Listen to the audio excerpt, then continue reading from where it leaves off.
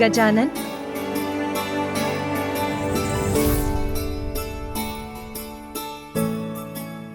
उठो पुत्र गजानन।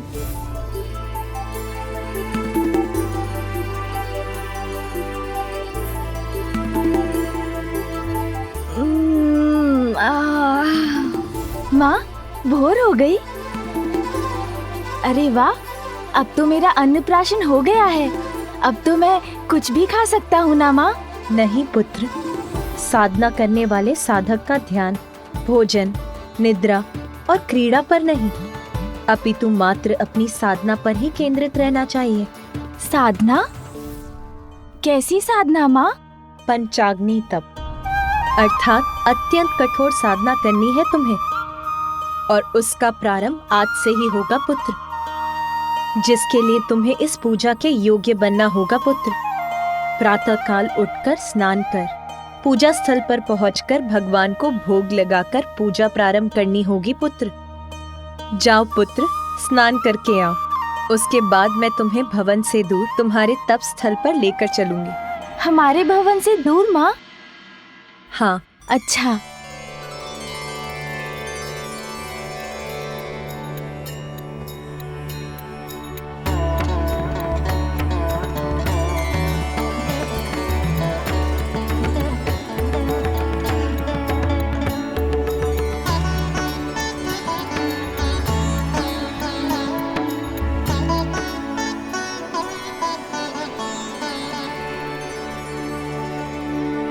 माता, मार्ग तो समाप्त हो गया। तपोस्थली कहाँ है? पुत्र, वो रही तुम्हारी तपोस्थली।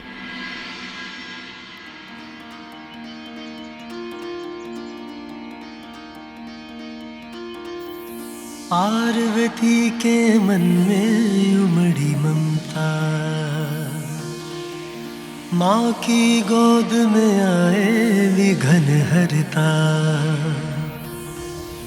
पार्वती के मन में उमड़ी ममता, माँ की गोद में आए विघन हरता। अद्भुत बालक पर माँ प्रेम लुटाती, प्रथम देवता जग में उसे बनाती। हाँ, प्रथम देवता जग में उसे बनाती।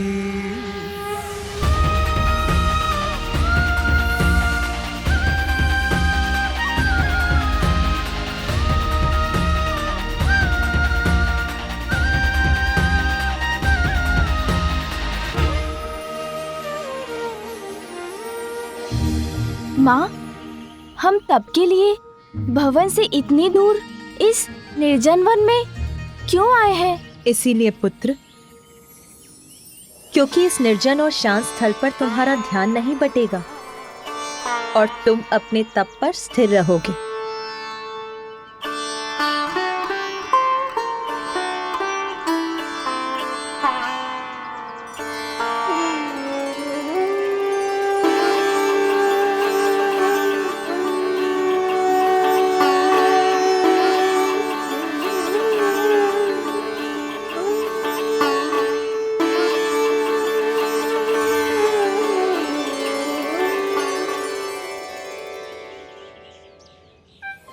किंतु माँ, ये पंचाग्नि तप क्या होता है? इसका क्या महत्व है? पुत्र, हमारे शरीर में 7 चक्र होते हैं।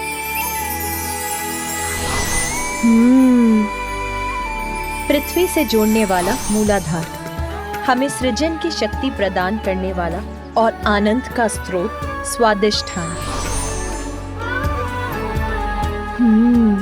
हमारे आत्मबल, आत्मविश्वास और बुद्धि का स्रोत मणिपूरक। प्रेम, संवेदनशीलता और करुणा का स्रोत अनाहत। हमारे जीवन में सत्य के स्वर को प्रबल बनाने वाला विशुद्धि, सहज ज्ञान, अंतर्दृष्टि का केंद्र अजना और सहस्त्रार विशुद्ध पावन चेतना का स्रोत। कुंडलिनी वो शक्ति वो ऊर्जा है जो हमारी रीढ़ के आधार स्थान पर स्थित रहती है। तप और ध्यान के प्रभाव से ये कुंडलिनी शक्ति जागृत होकर सभी चक्रों से होते हुए ऊपर की ओर बढ़ती है और जब वो हमारे शीश, हमारे मस्तक में प्रवेश करती है तो हमें परम ज्ञान की प्राप्ति होती है। अपनी इस शक्ति को जानने के लिए हमें इन सभी चक्रों को शुद्ध करने की आवश्यकता है। पंचाग्नि तप से जागृत अग्नि तुम्हारा शुद्धिकरण करेगी पुत्र।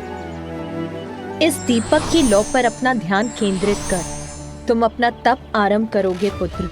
तुम्हारे ध्यान की गहराई में उतरते ही इस दीपक की अग्नि से तुम्हारे चारों ओर पंचाग्नि को प्रज्वलित करेगी और यही तुम्हारे समस्त चक्रों के शुद्धिकरण का संकेत होगा और फिर तुम्हें सर्वोच्च आत्मज्ञान की प्राप्ति होगी। अब भोग लगाकर तुम्हें अपने तप का शुभारंभ करना चाहिए पुत्र। हाँ माँ।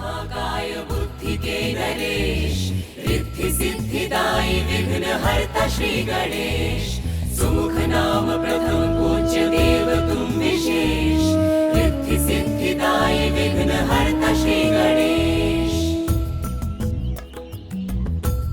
अब पद्मासन में बैठकर अपना समूचा ध्यान इस दीपक की लौ पर केंद्रित करो।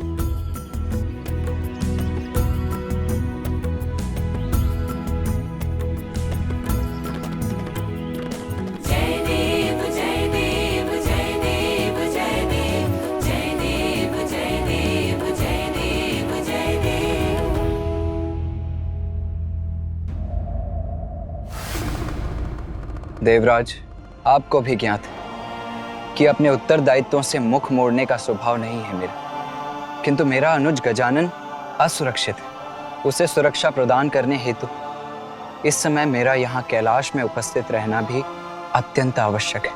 कुमार कार्तिकेय, ये कैलाश है, यहाँ स्वयं महादेव वास करते हैं, अर्थात गजानन सुरक्षित है। यदि कोई असुरक्षित है तो वो हम देवता हैं। हम देवताओं के सर पर संकट के मेघ छाएं। आज धर्म की ज्योति भी संकट में है और उसकी रक्षा करना आपका धर्म है। देवराज,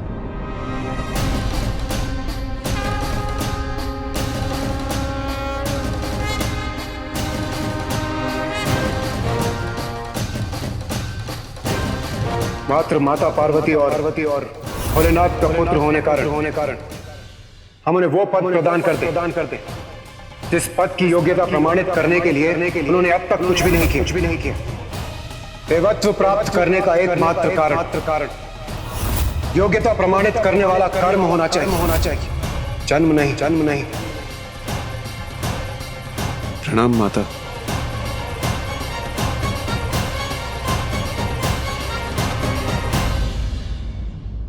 पूर्व में भी मैंने आपसे कहा था कि आपकी रक्षा, देवताओं की सहायता, सृष्टि के संकटों को दूर करना मात्र यही नहीं है मेरे पुत्र कार्तिकेय का धर्म। उसका दायित्व अपने परिवार के प्रति अपने दायित्व का निर्वाह करने के लिए इस समय मेरे पुत्र का यहाँ रहना अनिवार्य है।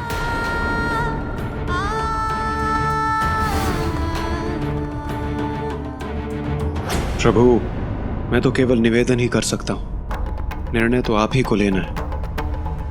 और मैं आपके परिवार में हस्तक्षेप करने की दृष्टता भी नहीं कर सकता। किंतु प्रभु, आज संकट मुख खोलकर खड़ा है। उसे नष्ट करने के लिए देव सेनापति होने के नाते कुमार कार्तिकेय का दक्षिणी छोर पर होना अति आवश्यक है। प्रभु इंद्रदेव, मेरा छोटा पुत्र कार्तिकेय का अनुज गजानन एक अत्यंत कठिन तप का प्रारंभ कर रहा है आज। उसके लिए मुझे अपने पुत्र कार्तिकेय की यहाँ आवश्यकता है। तो तप कर रहा है गजानन, अर्थात माता पार्वती अपने प्रण को भूली नहीं है। यदि गजानन इस तप में शक्तिशाली हो गया तो ज्ञात नहीं वो कितना समर्थ हो जाए। तप के पश्चात तो वो कदाचित मुझे ही देवराज के पद से हटाकर स्वयं मेरा स्थान न ले ले। नहीं, मैं ये कदाचित नहीं होने दूंगा। प्रिय, तब से तुम गजानन को सबल समर्थ क्यों बना रही हो?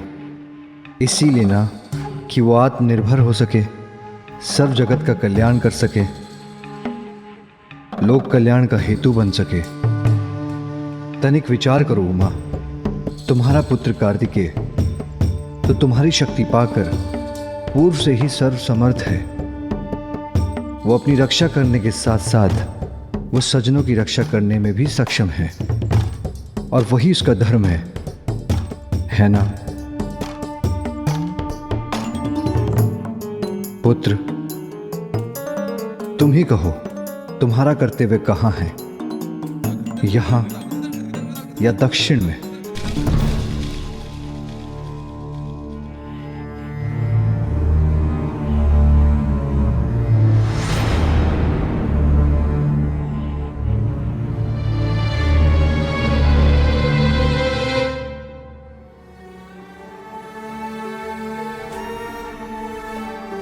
आप उदास मत होइए माता। पिताश्री का संकेत उचित है। आप यहाँ गजानन की सुरक्षा का ध्यान रखें और मैं वहाँ दक्षिण में अपने दायित्व का निर्वहन करूंगा। किंतु जब भी आपको मेरी आवश्यकता होगी मैं यहाँ उपस्थित हो जाऊंगा। क्या आप मुझे जाने की अनुमति देंगी?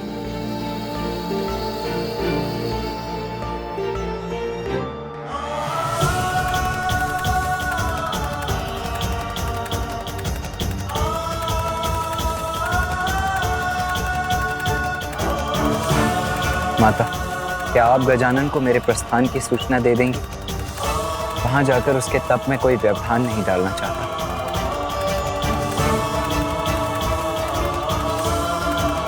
तुम जाओ पुत्र।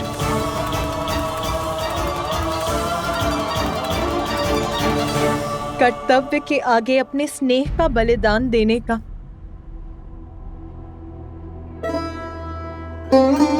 अपने हृदय को कठोर बनाकर तुम्हें विदा करने का अभ्यास हो गया है मुझे। और आप भी सुन लीजिए इंद्रदेव, यदि मेरा पुत्र गजानन अपने इस तप में सफल हुआ तो उसे कभी किसी की सहायता की आवश्यकता नहीं होगी। वो भी सर्व समर्थ होकर अपनी ही नहीं, संसार की सभी बड़ी समस्याओं को सुलझाने में सक्षम हो जाएगा।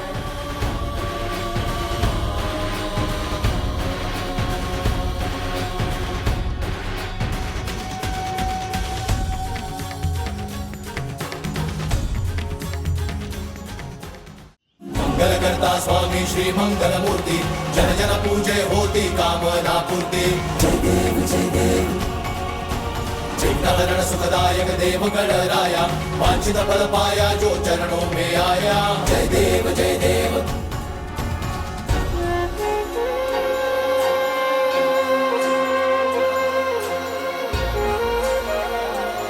क्या हुआ जया? इतने ऊंचे स्वर में वार्तालाप करने की कोई आवश्यकता नहीं है जयपुर। मैं अभी कैलाश में थी तो सुना कि कुमार कार्तिकेय दक्षिण की ओर जा रहे हैं। भैया जा रहे हैं मौसी, किंतु क्यों? अभी तो मैंने उनके साथ क्रीड़ा का आनंद भी नहीं लिया। अरे तुम इतने दुखी मत हो पुत्र गजानन। देखो ना, कुमार कार्तिकेय यहाँ नहीं रहेंगे तो माता अपना संपूर्ण स्नेह तुम्हीं पर तो निछावर करेंगी। फिर वो जितना भी स्वादिष्ट भोजन पकाएंगी वो सभी अकेले तुम्हीं को तो प्राप्त होगा। तुम्हें तो आनंद आ जाएगा ना। भोजन? अरे गजानन, तुम खड़े क्यों हो गए? मैं रसोई गृह जा रहा हूँ, अभी लौट आऊंगा। अरे रुको गजानन, गजानन।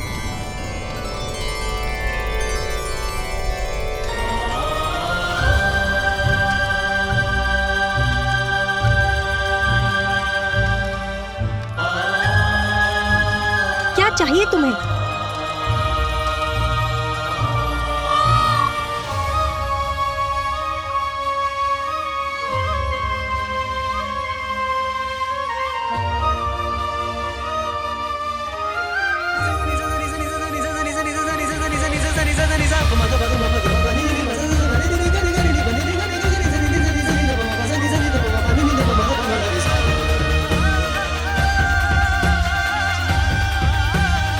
मैं कुछ नहीं बोलूंगी, किंतु साधना के मध्य में भूख को मिटाने के लिए अपने भोजन की व्यवस्था करने आया था।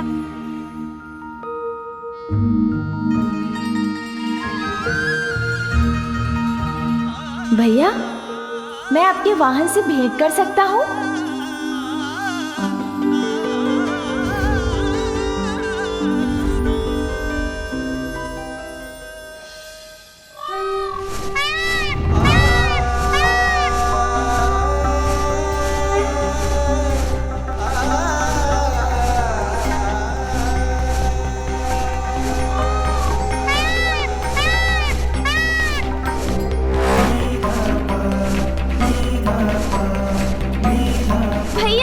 रुकिए भैया।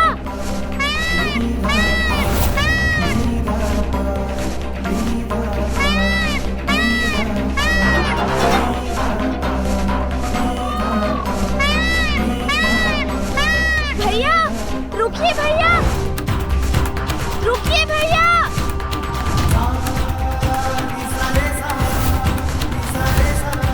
रुकिए, भैया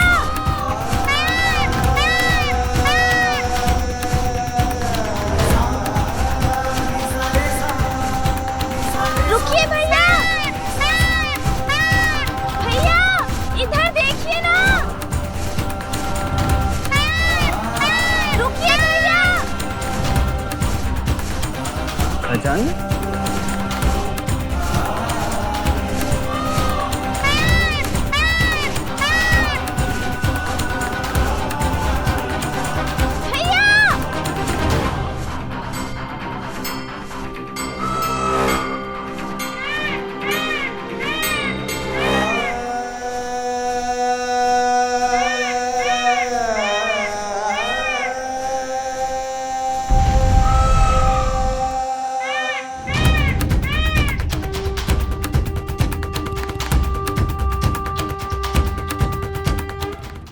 क्या हुआ गजानन? तुम दौड़ क्यों रहे थे? मुझे क्यों रोका? सब सकुशल तो है ना? इतनी बार कहा है तुम कि भवन से इतनी दूर अकेले मत निकला करो, कहा है ना? फिर माता को पता है तुम यहाँ हो? ये क्या है? भोजन आपके लिए, माँ के हाथों का बनाया हुआ भोजन। आपको अत्यंत प्रिय है ना माँ के हाथों का बनाया हुआ भोजन? ये लीजिए, जब मन हो तब खा लीजिएगा।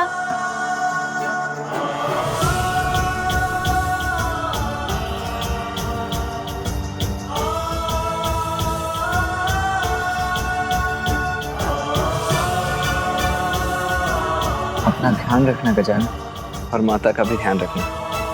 अपने तप पर ध्यान देना, और हाँ, गणों को तनिक भी कष्ट मत देना। जी भैया। और माँ को बताए बिना भवन से इतनी दूर कभी मत आना। जी भैया। अब मुझे जाना होगा गजानन, और विलंब उचित नहीं है। लाओ ये भोजन दे दो मुझे, दो। अपना ध्यान रखना अनुज। जी भैया।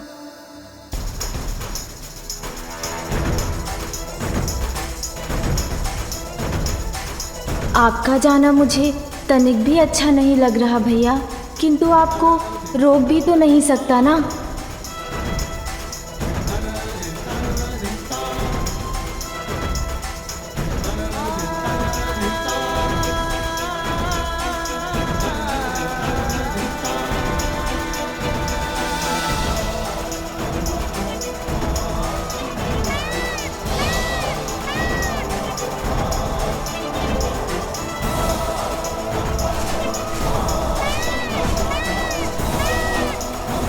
मुझसे तो भैया का जाना अभी से नहीं सहा जा रहा है। पता नहीं अब उनसे कब भेंट होगी,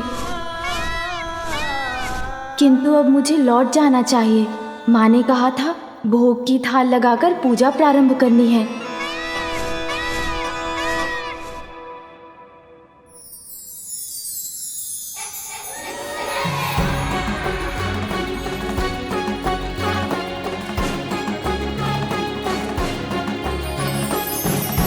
अरे वाह, कितनी सुंदर तितली है।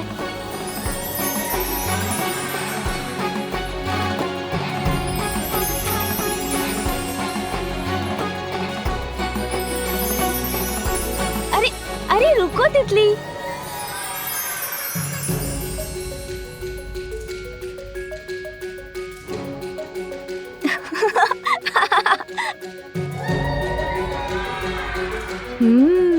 विश्राम कर रही हो तुम? अवश्य पकड़ लूंगा इस बार तुम्हें।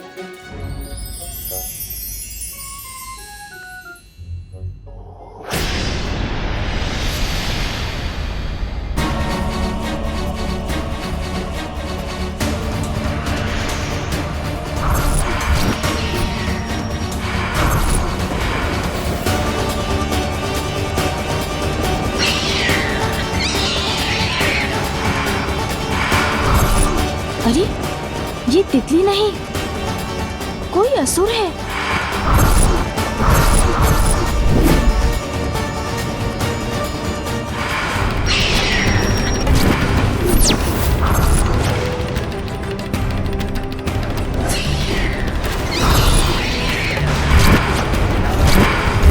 अरे ये तितली नहीं, ये तो कोई असुर है।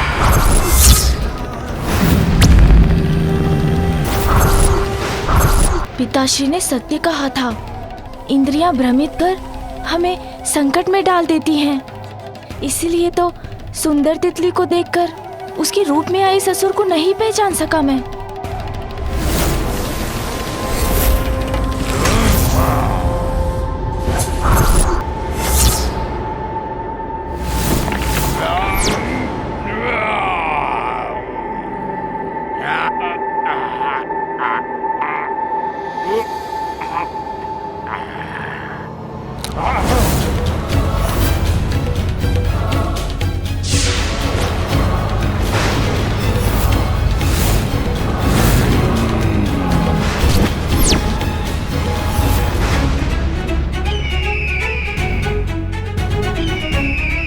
इधर उधर देखने से कुछ नहीं होगा बालक। यहाँ से तुम्हारी मुक्ति का नहीं, तुम्हें मृत्यु का मार्ग ही प्राप्त होगा।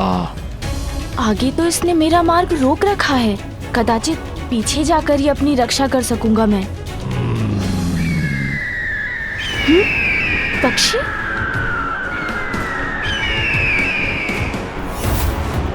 अब इस दिशा से आने वाला ये भयंकर पक्षी भी कोई असुर तो नहीं?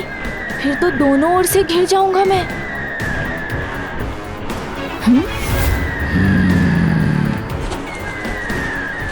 ये भी असुर ही है।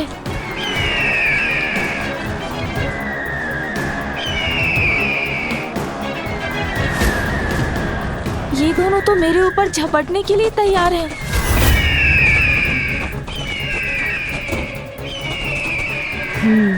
इन दोनों का सामना करना ही होगा मुझे। आनंद आएगा, अत्यंत आनंद आएगा मुझे इस बालक के वध की क्रीड़ा में। इसलिए मुझे ही करने दो इसका वध। सुन जी, इन असुरों का कुछ करना ही होगा।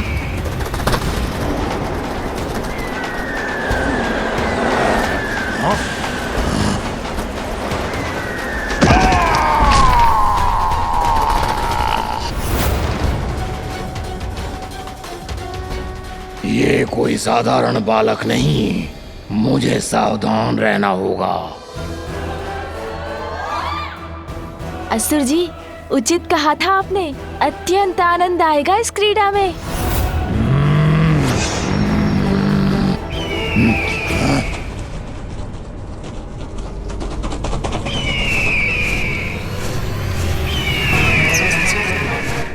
प्रतीत होता है अभी तुम्हारा मन नहीं भरा है असुर।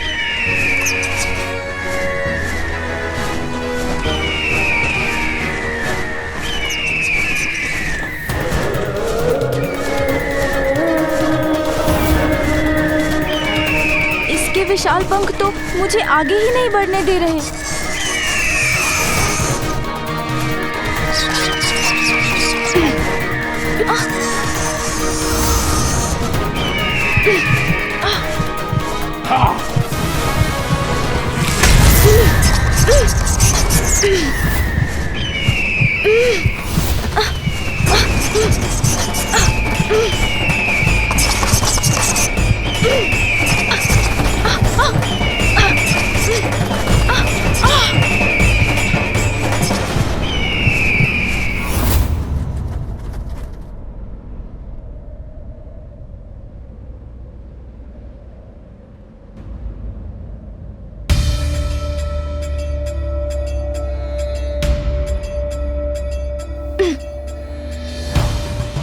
ऊपर कैसे जाऊं मैं?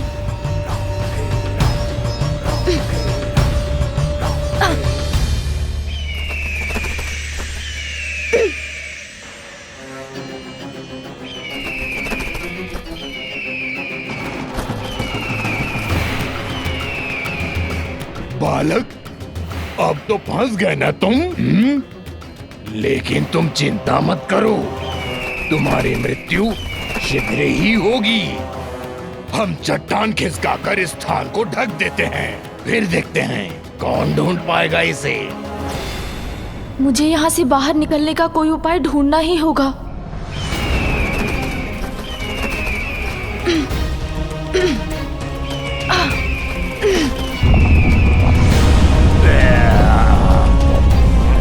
ये तो इसका मुख बंद कर रहा है। मुझे शीघ्र निकलना होगा।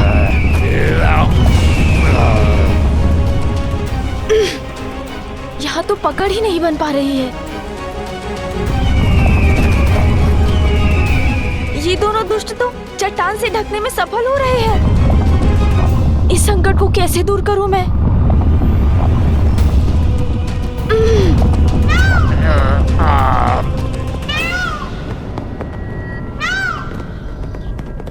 क्या तुम्हें कोई ध्वनि सुनाई दी? कदाचित कोई ध्वनि नहीं, मेरे मन का भ्रम ही था। मेरा प्रयत्न व्यर्थ हो रहा है। अब क्या करूं मैं?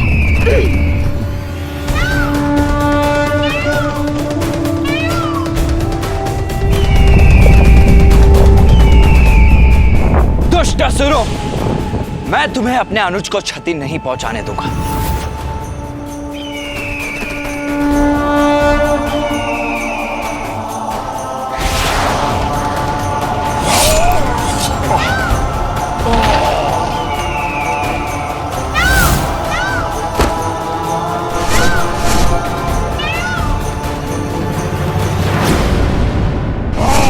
मेरे अनुज गजानन पर घात लगाने का दुस्साहस कैसे किया तुमने?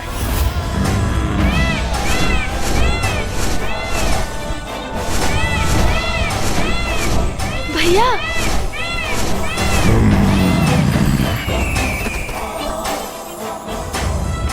भैया आप आ गए। भ्राता गजानन, तुम कुशल तो हो ना? हाँ भैया, आप आ गए तो मैं कुशल कैसे नहीं होऊंगा जब आप मेरे साथ हैं। बताओ मुझे दुष्टों, कौन हो तुम? किसने भेजा है तुम्हें यहाँ? शब्दों से नहीं, अपने वार से परिचय देते हैं हम। अर्थात अपने विनाश से भेंट करने का निश्चय ले ही लिया है तुम दोनों ने। उचित है फिर, तो मैं भी अपनी शक्ति का परिचय दूंगा तुम्हें।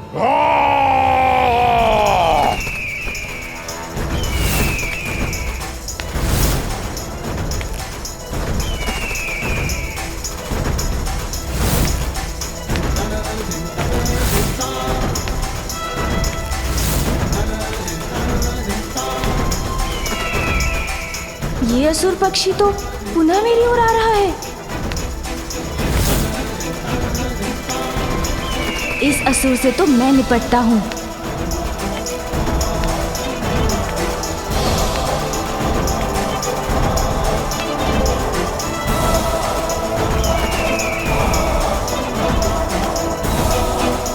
सुन जी,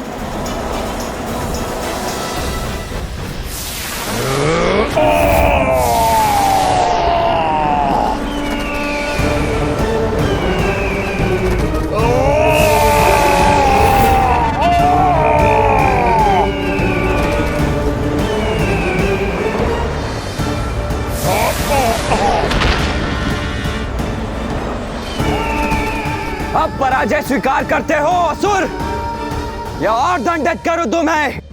आश्चर्य, मेरी श्वास में ही इतनी शक्ति है कि इतना भयंकर ये असुर उसका सामना ही नहीं कर पा रहा है। सखी पार्वती, मैंने संपूर्ण भवन छान लिया किंतु गजानन मुझे कहीं नहीं मिला। विजया, गजानन का ध्यान रखने के लिए तो तुम्हें छोड़ा था मैंने, फिर वो कहाँ चला गया? मुझे क्षमा कर दो सखी पार्वती। हम दोनों बात कर रही थी कि कुमार कार्तिकेय प्रस्थान करने वाले हैं। कदाचित ही वो वार्तालाप सुनकर गजानन उनके पीछे पीछे चला गया। कार्तिकेय के पीछे चला गया, तब तो मुझे स्वामी को सूचित करना होगा। यदि वो भटक कर वन में पहुंच गया तो उस पर किसी बड़े संकट की छाया भी पड़ सकती है।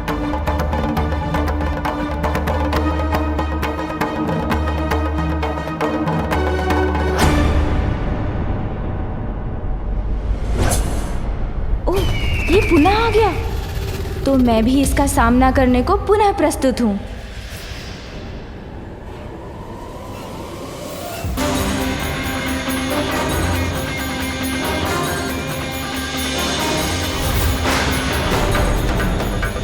दंडित तो अब मैं करूंगा तुम्हें।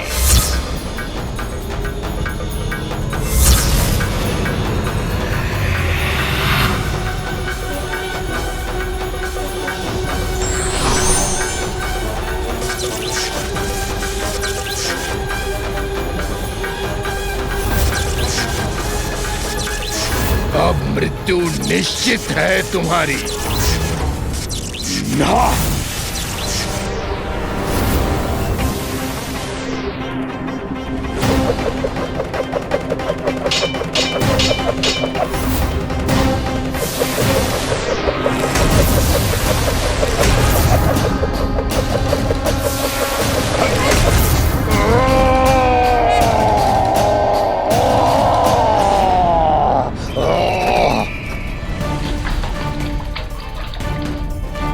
ये कहाँ घुमा रहा है?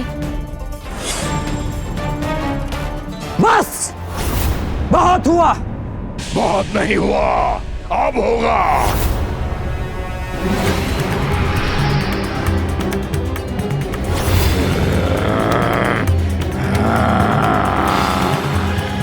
मैं तो अभी भी जीवित हूँ, किंतु अब तुम्हें तुम्हारी मृत्यु से कोई नहीं बचा सकता।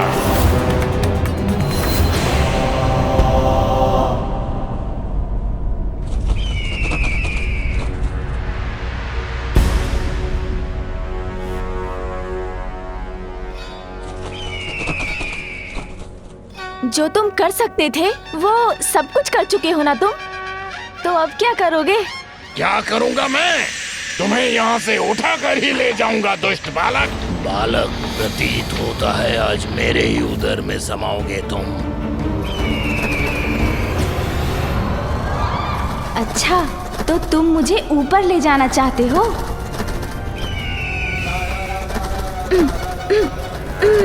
अब मैं तुम्हें मृत्यु दंड दूंगा।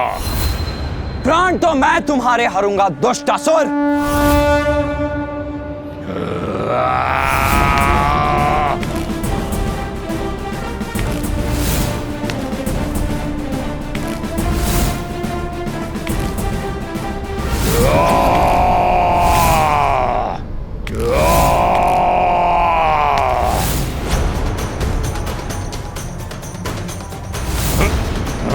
मेरे शरीर पर क्यों चढ़ रहे हो तुम?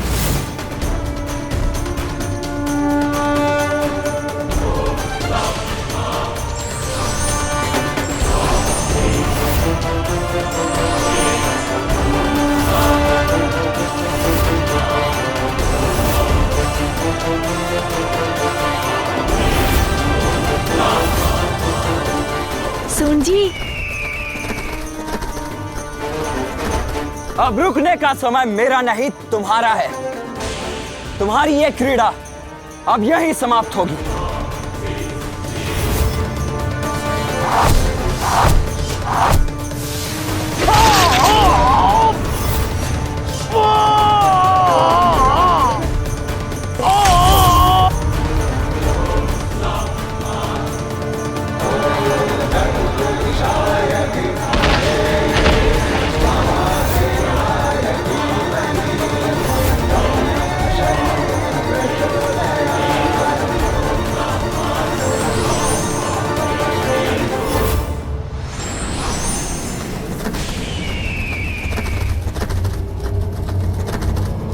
ये अपनी सूंड मेरी ओर क्यों कर रहा है? गजानन,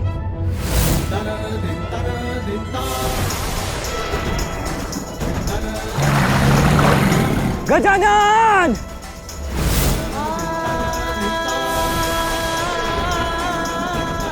मेरा आहार स्वयं मेरे मुख में आ रहा है। अरे, एक असुर से मुक्ति प्राप्त की तो अब ये नवीन संकट मुख खोले मेरी प्रतीक्षा कर रहा है।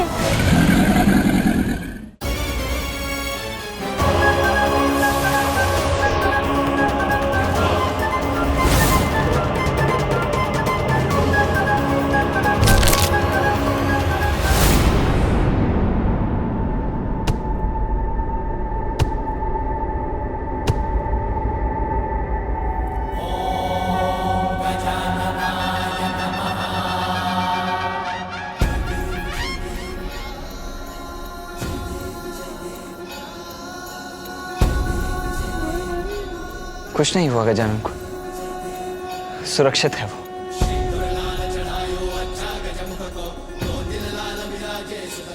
तुम्हारे इस पर गिरने मात्र से इस विकराल मगरमच्छ का अंत हो गया। आश्चर्य।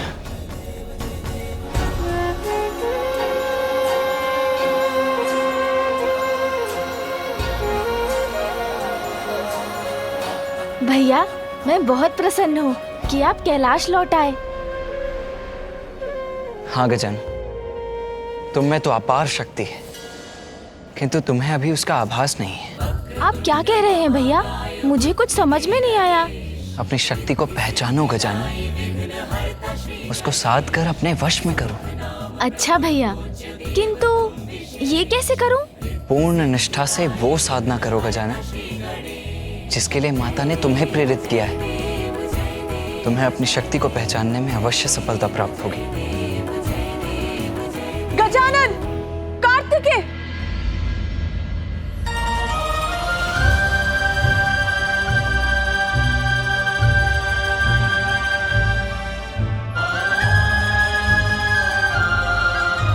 पुत्र गजानन, कार्तिकेय के पीछे पीछे बिना किसी को बताए क्यों चले आए तुम?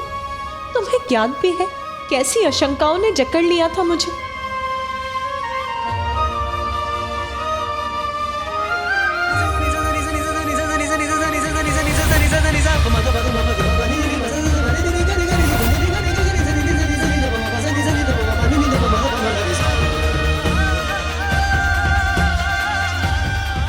तो मेरी आशंका उचित ही थी। पुनः उन असुरों ने प्रयत्न किया मेरे पुत्र को आहत करने का।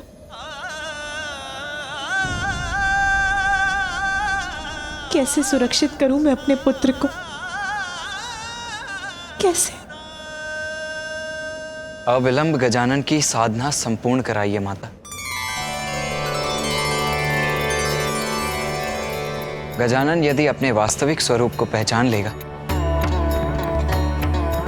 तो आपकी चिंता का कारण स्वतः ही मिट जाएगा। मैं गजानन की रक्षा के लिए लौटा था मां, इसीलिए अब मुझे अनुमति दीजिए। मुझे शीघ्र ही दक्षिण पहुंचना चाहिए।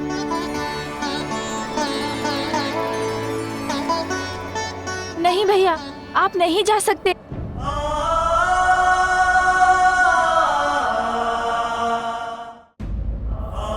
नहीं भैया, आप नहीं जा सकते। जाना तो होगा ही गजानन। भ्राता, मेरे शब्दों का स्मरण रखना। अपनी शक्तियों को पहचानने के लिए, उन्हें अपने वश में करने के लिए अपनी साधना अवश्य पूर्ण करना।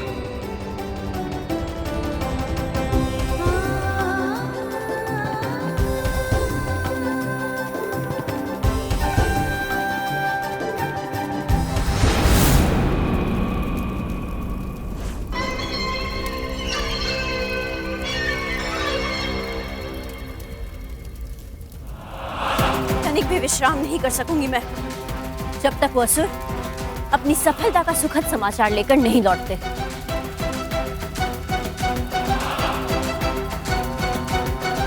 आ रहे हैं वो, प्रतीत होता है शुभ सूचना लेकर आ रहे हैं वो।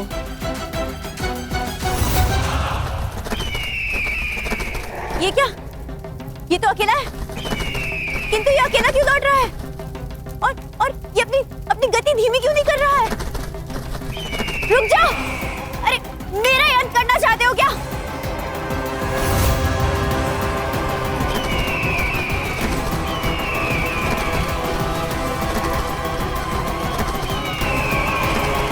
असुर सम्राट, रक्षा कीजिए मेरी।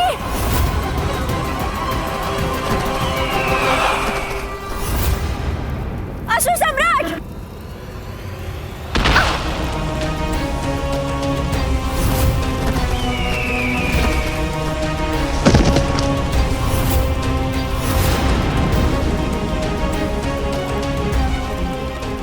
दुष्ट, यदि मेरे ऊपर गिर जाते तो अनिष्ट हो जाता। असुर सम्राट, ये देखिए।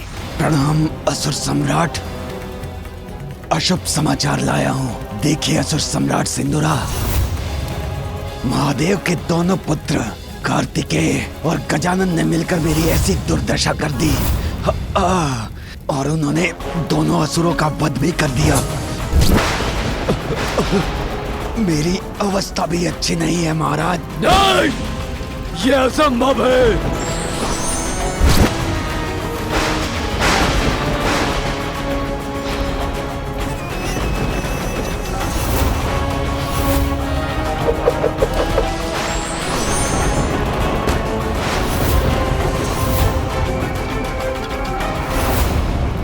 असुर सम्राट सिंदूरा, अब केवल एक ही उपाय है हम असुरों के पास। असुरों के गुरु शुक्राचार्य।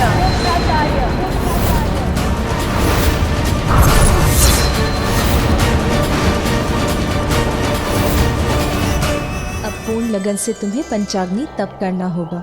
जाओ, शीघ्र स्नान करके आओ और भोग लगाकर पूजा करो और तप प्रारंभ करो। अच्छा माँ, किंतु मुझे बहुत थकान हो रही है माँ।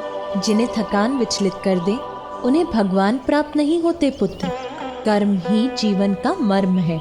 अथक परिश्रम से तुम अपने लक्ष्य तक पहुंच सकोगे।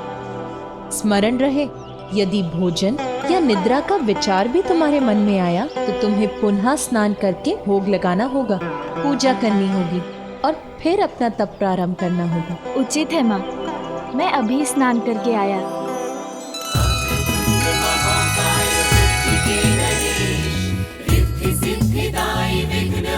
श्री गणेश, सुमुख नाम प्रथम पूज्य देव तुम विशेष।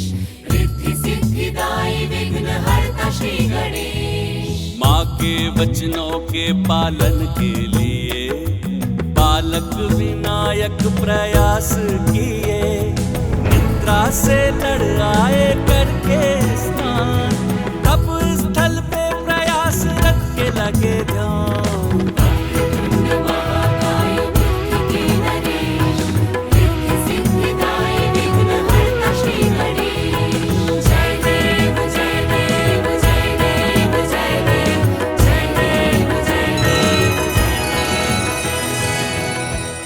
उमा, क्या देख रही हो?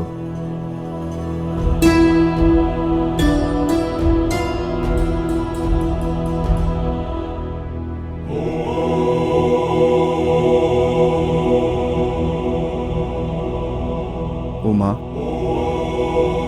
गजानन को बहुत कठिन साधना में डाल दिया तुमने। गौरी, ये तप तो तुमने मुझे पाने के लिए किया था। हाँ स्वामी, जब मेरे वर्षों की तपस्या के बाद भी आप अपने ध्यान से नहीं उठे, तब देवताओं ने आपके हृदय में मेरे प्रति प्रेम जगाने के लिए कामदेव को भेजा और उन्होंने आप पर बाण चला दिया, किंतु आपने अपने तीसरे नेत्र की अग्नि से उन्हें भस्म कर दिया।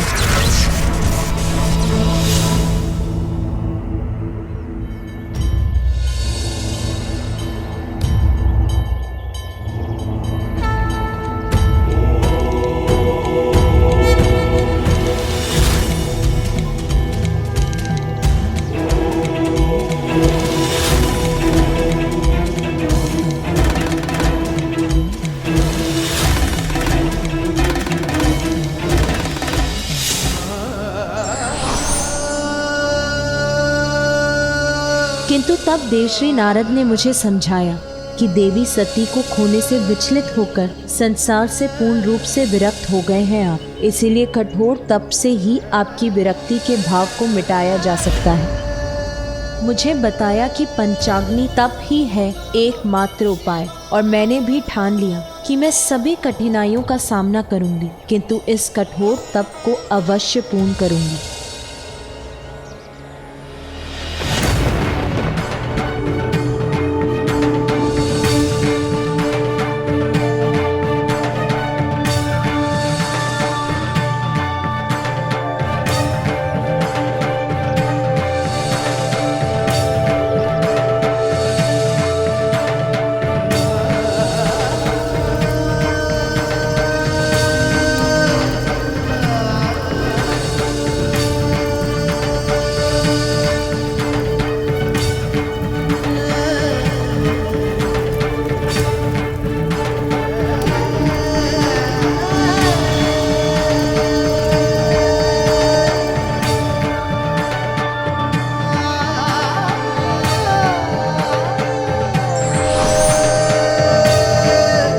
पार्वती,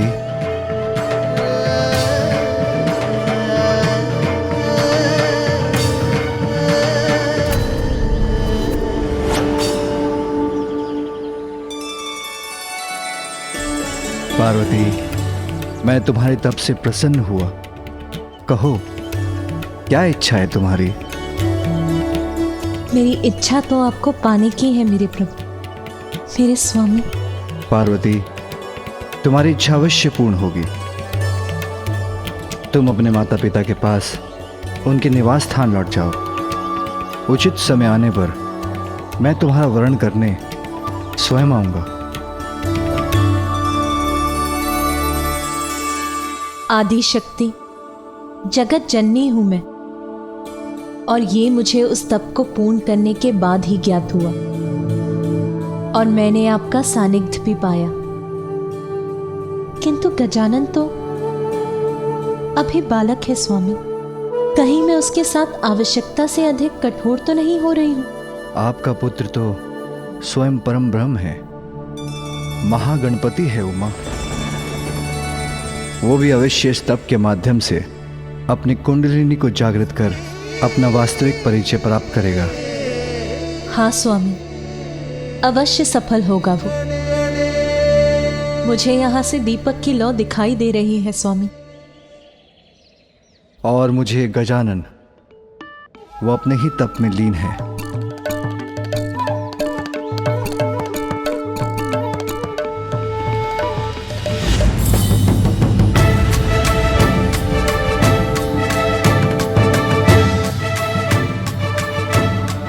महादेव ने मुस्कुराकर ऐसा क्यों कहा कि गजानन तो अपने ही तप में लीन है?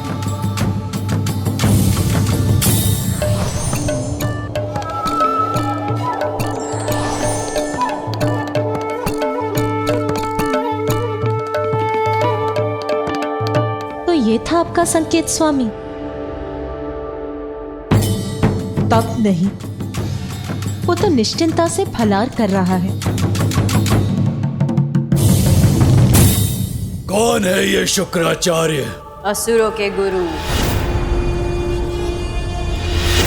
ऋषि भृगु के पुत्र शुक्राचार्य, जिनकी प्रतिभा देखकर ऋषि अंगिरस ने उन्हें अपने शिष्य के रूप में स्वीकार किया और अपने पुत्र बृहस्पति के साथ उन्हें शिक्षा प्रदान की।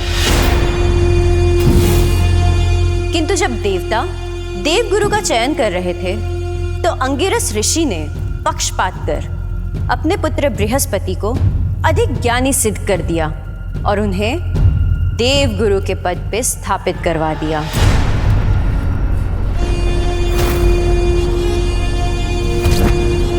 किंतु शुक्राचार्य बिना योग्यता के ही असुरों के कुलगुरु नहीं बने। अपने गुरु के पक्षपात से आहत होकर उन्होंने महादेव की घोर तपस्या की।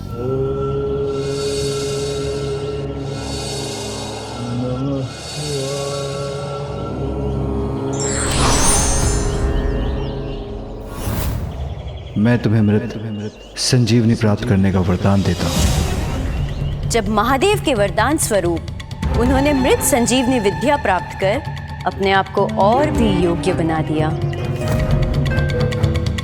तब से अब तक असुरों के कुल गुरु के पद पर स्थित है गुरु शुक्राचार्य। अनेकों बार देवताओं के साथ युद्ध में मृत असुरों को पुनर्जीवित किया है उन्होंने। विजय प्राप्ति हेतु असुरों का मार्गदर्शन किया है उन्होंने। इसलिए आप भी गुरु शुक्राचार्य की शरण में जाइए असुर सम्राट, और उनके सुझाव पर ही अपने आगे की योजना बनाइए।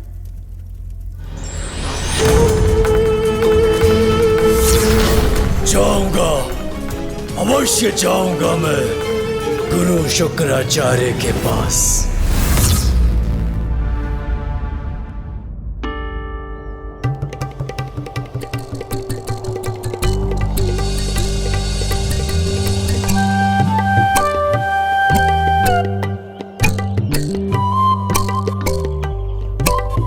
ये परछाई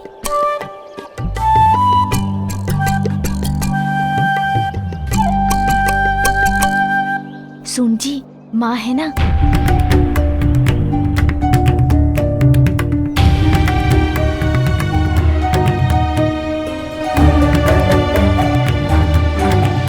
क्या हुआ गजानन, तुम अपने तप से क्यों उठ गए? और ये फल, ये पूजा की सामग्री? मैं तो साधना ही कर रहा था माँ, फिर मुझे भूख लगने लगी तो मुझसे रहा नहीं गया। किंतु आप चिंता मत कीजिए माँ, भोजन करने के बाद मैं पुनः स्नान कर अपनी साधना प्रारंभ करूँगा। आप निश्चिंत रहिए माँ, मैं पूर्ण कर लूँगा अपनी साधना। पुत्र, बात के लिए छोड़ा हुआ कार्य कभी पूर्ण नहीं होता। लक्ष्य प्राप्ति के लिए तो अनेक चुनौतियों से संघर्ष कर उन पर विजय पानी होती है पुत्र। उसके बिना कभी सफलता प्राप्त नहीं होगी। और चुनौतियां तो कठिनाइयों का रूप लेकर ही प्रस्तुत होती हैं। कठोर साधना से साध कर ही उन्हें सरल बनाया जा सकता है पुत्र। क्या तुम शक्ति संपन्न नहीं होना चाहते पुत्र? अपनी शक्ति को पहचानो गजानन, उसको साध कर अपने वश में करो। पूर्ण निष्ठा से वो साधना करो गजानन जिसके लिए माता ने तुम्हें प्रेरित किया है। होना चाहता हूँ माँ, भैया ने भी मुझसे कहा था मुझे अपनी शक्ति को पहचानना होगा। उसके लिए तो तुम्हें ये कठिन तप करना ही होगा पुत्र, क्योंकि सफलता कभी सुगम नहीं होती। उचित है माँ, अब कुछ भी हो जाए मैं अपने तप से नहीं डिगूंगा।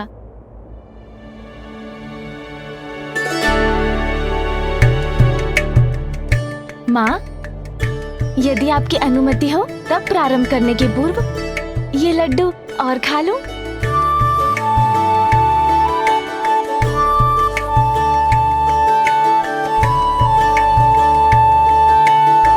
पुत्र, तुम्हारे समक्ष दो मार्ग हैं। एक, जिसका परिणाम जीवन भर बिना स्वयं को जाने कैलाश में बैठकर लड्डू खाना, और दूसरा, इस कठोर साधना को पूर्ण कर अपने भीतर छिपी अपार शक्ति का परिचय पाना। पुत्र, तुम किस मार्ग पर चलोगे उसका चुनाव तो तुम ही करोगे पुत्र। किंतु इतना स्मरण रखना पुत्र, जो स्वयं को पहचानने में असमर्थ हो जाते हैं वो जगत में अपनी कोई पहचान नहीं बना पाते। तुम्हारा अग्रज कार्तिकेय देव सेनापति है, भली भांति परिचित हैं देवता उनके सामर्थ्य से। इसीलिए स्वयं देवराज इंद्र उनसे सहायता लेने की गुहार लगाने यहाँ आए थे। वही देवराज इंद्र जिन्होंने देवता के पद पर तुम्हें स्थापित करने के मेरे प्रस्ताव को अस्वीकार किया था।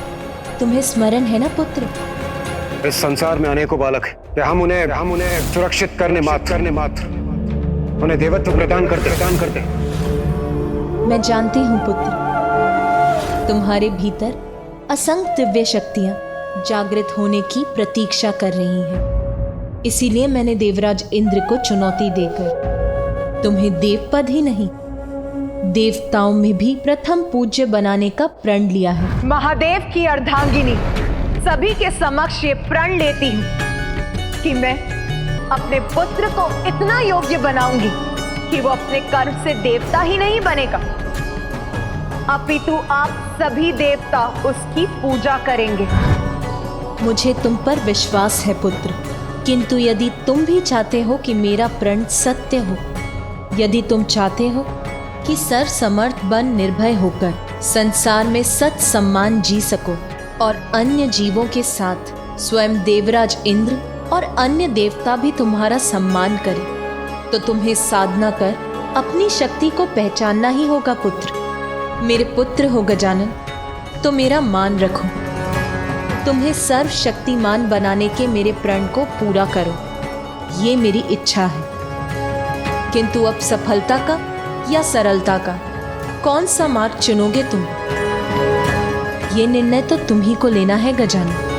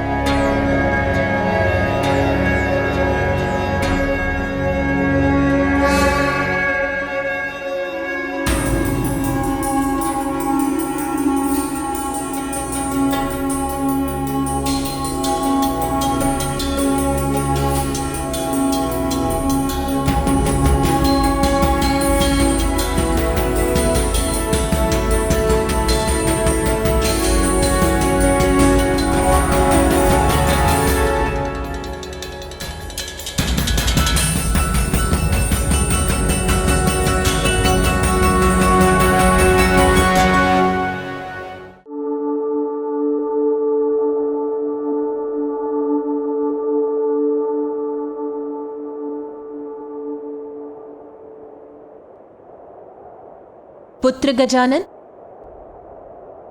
पुत्र गजानन,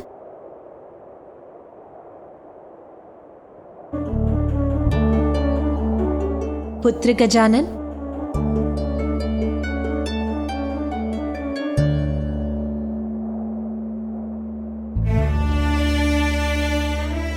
पुत्र गजानन।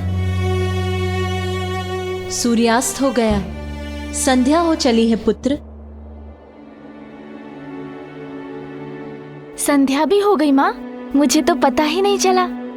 आज की साधना पूर्ण हुई गजानन। अब भवन चलो और भोजन कर विश्राम कर लो पुत्र। बड़ी विचित्र बात है, आज मेरे जीवन में प्रथम बार मुझे भूख का आभास तक नहीं हुआ। आश्चर्य है।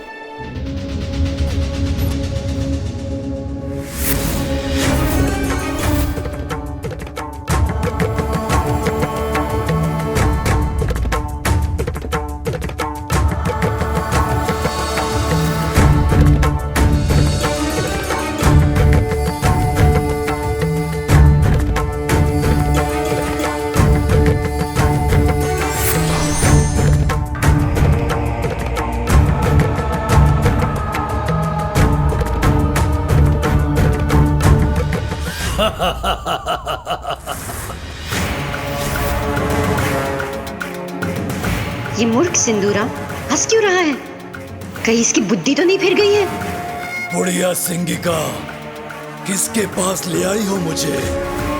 ये है वो महान गुरु, ये सहायता करेंगे मेरी। ये बुढ़ा जिसके पास मात्र एक ही नेत्र की दृष्टि है, वो भला असुर सम्राट सिंदूरा की सहायता कैसे करेगा? असुर सम्राट दृष्टि पर नहीं, बुद्धि पर ध्यान दीजिए और इनके ध्यान से उठने के पूर्व ही इनकी मन और बुद्धि को अपने वश में कर लीजिए।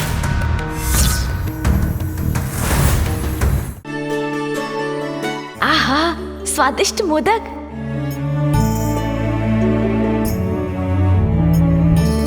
नहीं माँ।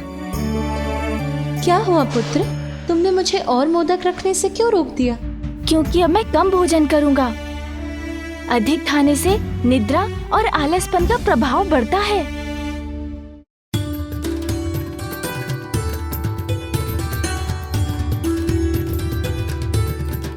लो पुत्र। बस बस माँ, इतना अधिक नहीं।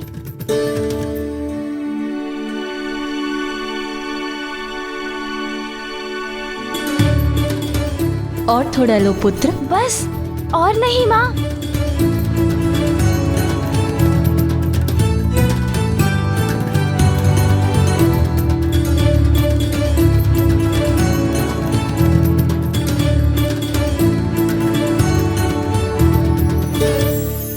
गजानन, भोजन हो गया तुम्हारा? हाँ नानी माँ, हो गया। तो चलो, सोने से पूर्व मैं तुम्हें एक अच्छी सी कथा सुना देती हूँ, जिससे तुम्हारी थकान भी मिट जाएगी और तुम्हें निद्रा पड़ जाएगी।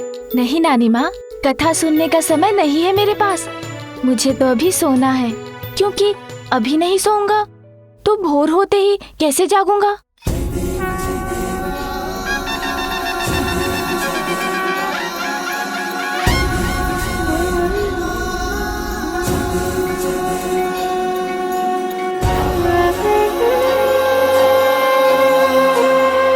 ये तो परिश्रम के बाद की मीठी निद्रा है पुत्र। अब तुम विश्राम कर लो, क्योंकि तुम्हारा तप तो और कठिन होने जा रहा है। महान आचार्य है ये, किंतु हठी है। अपनी बुद्धि के अनुसार ही सब कुछ करते हैं ये, और केवल उसी पर कृपा करते हैं जो इनकी बात सुनता है और मानता है। और मैं तो अपने पिता ब्रह्मदेव की भी बात नहीं मानता हूँ। ये मेरी बात माने और मुझे उचित सुझाव दे, इसलिए मैं इनकी बुद्धि को अपने वश में कर लेता हूँ।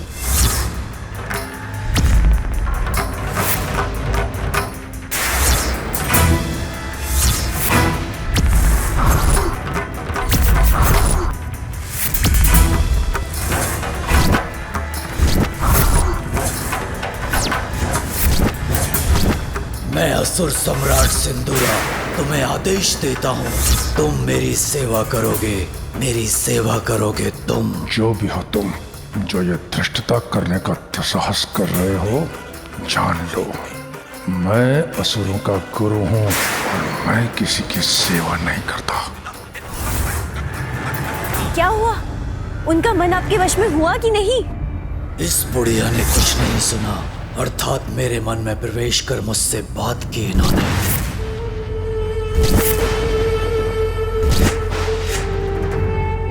उचित सोच रहे हो तुम। बहुत अहंकार है ना अपनी शक्तियों का तुम्हें।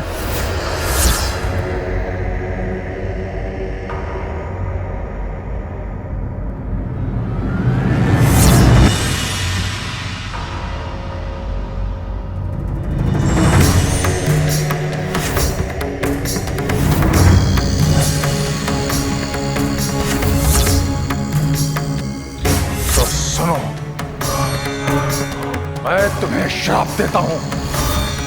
जिस शक्ति का तुम्हें इतना अहंकार है, वो तब तुम्हारे लिए व्यर्थ हो जाएंगी जब तुम्हें उनकी सबसे अत्यधिक आवश्यकता होगी।